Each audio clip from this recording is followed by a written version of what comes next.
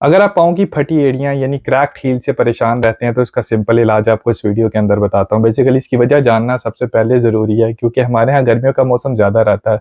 तो जिन लोगों को ड्राई स्किन का प्रॉब्लम रहता है और गर्मियों के अंदर अगर आप नंगे पाँव चल रहे हैं कारपेट के ऊपर या फर्श के ऊपर या ख़वातीन के अंदर जब वो कपड़े धोती हैं तो उनके पाँव का एक्सपोज़र होता है डिटर्जेंट से या वॉशिंग पाउडर से, उससे भी स्किन इरिटेट होती है। इसकी अलामात में आता है कि स्किन का एरिया बहुत ज़्यादा थिक हो जाता है, ड्राई हो जाता है, ख़ारिश होती है, बाज़-औक़ात क्रैक पड़ जाते हैं वहाँ पे और अक्सर वो एरिया जो है वो रेड यानी सुर्ख़ भी नज़र आता है। इसके इलाज के लिए सिंपल आपने ये करना है कि अपने पाँव को नीम गर्म पानी से अच्छे तरीके से धो के खुश कर लेना है।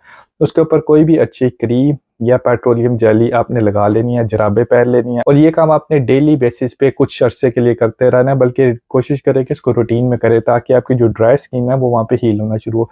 जिन लोगों को एक्जिमा का मसला होता है तो उनके लिए तो ज़रूरी है कि वो इमोलिएट यानी मॉइस्चराइज़र का डेली बेसिस पे इस्तेमाल करें।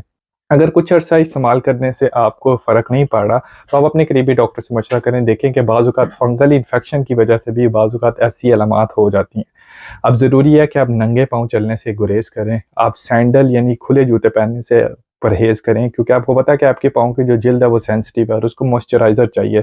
तो आप कोशिश करें कि अपने मॉइस्चराइज़र का इस्तेमाल अपनी ड्राई स्किन को हील करने के लिए रूटीन में बार-बार करते रहें।